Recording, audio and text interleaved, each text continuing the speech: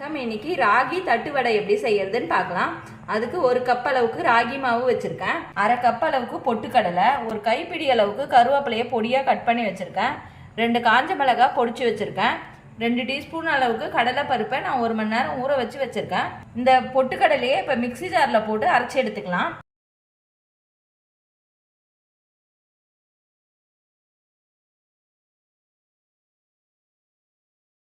அரைச்ச பொட்டுக்கடலை பொடியை சேர்த்துக்கிறேன். 1/4 டீஸ்பூன் அளவுக்கு சால்ட் சேர்த்துக்கிறேன். 1/4 டீஸ்பூன் அளவுக்கு நெய் சேர்த்துக்கிறேன். இது எல்லாத்தையும் நல்லா கலந்துக்கலாம்.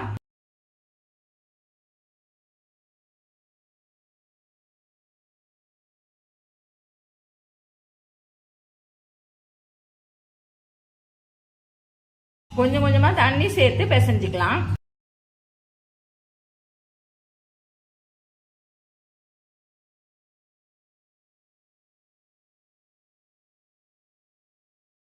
இந்த அளவுக்கு நல்லா திக்காவே பிசைஞ்சு வச்சுக்கோங்க.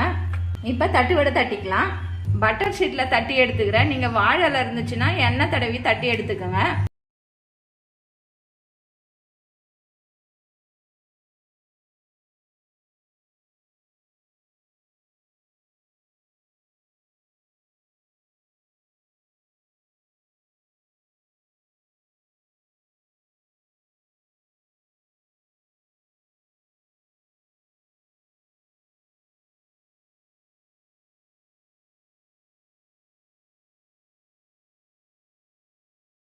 சிம்மிலே வேக வச்சுக்கோங்க. அப்பதான் கிறிஸ்பியா இருக்கும்.